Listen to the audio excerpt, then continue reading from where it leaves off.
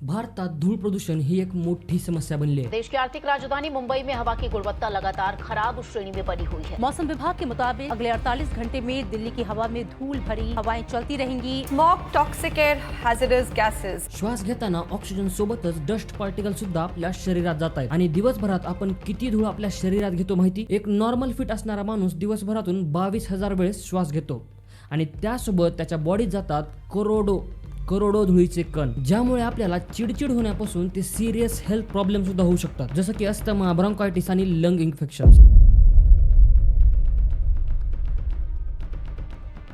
2019 साली झालेल्या global burden of diseases या रिसर्चनुसार 2019 साली भारतात एअर पोल्युशनमुळे 16 लाख लोकांचा मृत्यू झाला, ज्यामध्ये धुळीचा डस्ट पार्टिकलचा खूप मोठा वाटा होता। या रिसर्चनुसार हे 16.6 लाख मृत्यू हे देशातील एकूण मृत्यूंपैकी 17.8 इतके होते। या मृत्यूपैकी 9.8 लाख मृत्यू PM 2.5 म्हणजेच डस्ट पार्टिकल मुळे झाले। जेव्हा तुम्ही घराबाहेर पडता, गाडीवरनं फिरता, तेव्हा तुम्हाला धुळीचा त्रास झाला असेल, पण जेव्हा तुम्ही घरी येता तेव्हा सुद्धा टेबलावर, टीव्हीवर तुम्हाला दिसते ती फक्त धूळच। आणि तुम्हाला एक प्रश्न पडतो की आपल्या शहरात, आपल्या घरात इतकी धूळ का आहे?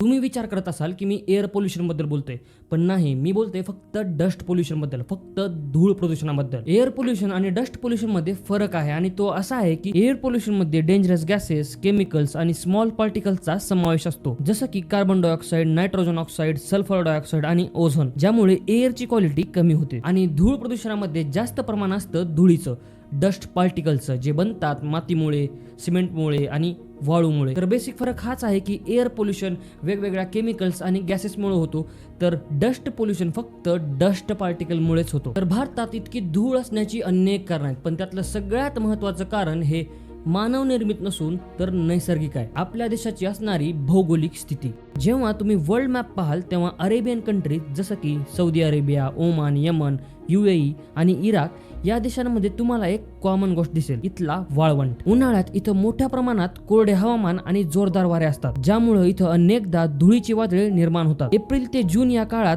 पश्चिमेकडून येणाऱ्या वाऱ्यांसोबत हजारो किलोमीटरचा अंतर पार करत ही धूळ आपल्या देशात येते, स्पेशली राजस्थान, पंजाब, हरियाणा, दिल्ली आणि महाराष्ट्रातला सुद्धा काही भाग। यामुळे भारतात PM10 आणि PM 2.5 या डस्ट पार्टिकलचं प्रमाण वाढतं। आता इथं PM चा अर्थ पर्टिक्युलर मॅटर म्हणजे हवेतील एक सूक्ष्म कण असा आहे, आणि PM10 म्हणजे 10 मायक्रॉन किंवा त्यापेक्षाही कमी डायमीटर असलेला सूक्ष्म कण, आणि PM 2.5 म्हणजे 2.5 किंवा त्याच्यापेक्षा कमी डायमीटर असणारा धुळीचा कण। आता हे इतके सूक्ष्म आहेत की आपल्या केसांची जाडी सुद्धा 50 ते 70 मायक्रॉन इतकी असते। तर PM10 आणि PM 2.5 आपल्या डोळ्यांना सुद्धा दिसणार नाही, आणि हेच सूक्ष्म कण आपल्या लंग्स पर्यंत जाऊन रक्तात सुद्धा मिसळू शकतात। 2020 साली IITM पुणे यांनी एक रिसर्च केला, त्यानुसार अरेबियन वाळवंटातून येणाऱ्या धुळीमुळे भारतात PM10 आणि PM 2.5 च्या प्रदूषणात जवळपास 3 ते 40% वाढ होते, स्पेशली उन्हाळ्यात। अरेबियन वाळवंटातून येणाऱ्या या वादळांचा परिणाम भारताच्या एअर क्वालिटीवर होतो। याच कारणामुळे दिल्ली सारख्या शहरात सुद्धा प्रदूषणात वाढ होते, ज्यामुळे अस्थमा, ब्रॉन्कायटिस, हार्ट अटॅक,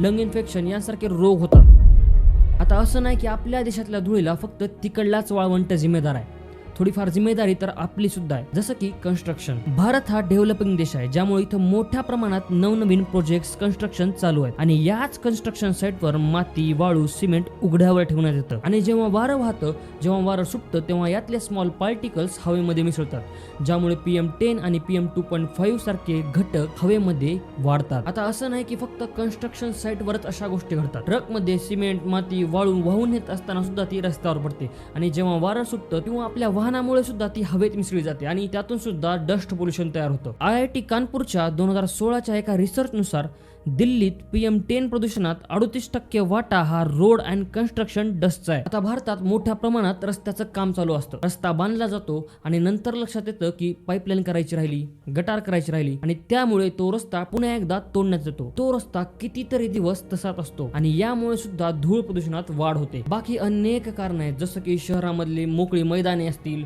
रस्त्याच्या कडेची असणारी मोकळी जमीन असेल, ज्यावर माती असेल, वृक्षतोड असेल, जंगलतोड असेल। आता असं नाही की सरकार याकडे पूर्णपणे दुर्लक्ष करते किंवा सरकारने या संदर्भात कुठल्या उपाययोजना आखल्या नाहीत। भारत सरकार 1400 किलोमीटर लांब आणि 5 किलोमीटर रुंद अशी एक भिंत बांधते। ती भिंत विटांची नाही, तर झाडांची आहे. अरवली ग्रीन वॉल असं या प्रकल्पाचं नाव आहे, ज्याचा मुख्य उद्देश वाळवंटीकरणाला थांबवण्याचा आहे. बेसिकली या प्रोजेक्ट मध्ये अरवली पर्वत रांगांमध्ये एक बफर झोन तयार करायचा आहे, जो वाळवंटीकरणाला धुळीला एक नैसर्गिक अडथळा असेल. या प्रकल्पात गुजरात, राजस्थान, हरियाणा, दिल्ली या भागांचा समावेश असेल. आता कन्स्ट्रक्शनच्या बाबतीत सुद्धा अनेक नियम आहेत, जसं की कन्स्ट्रक्शन साईटवर वाळू, सिमेंट, माती हे उघड्यावर नसायला पाहिजे. धूळ रोखण्यासाठी त्यावर पाण्याने फवारणी केली पाहिजे. कन्स्ट्रक्शन साईटवर real time air monitoring system बसवणं सुद्धा बंधनकारक आहे. पण इतके सारे नियम पाळतं तरी कोण?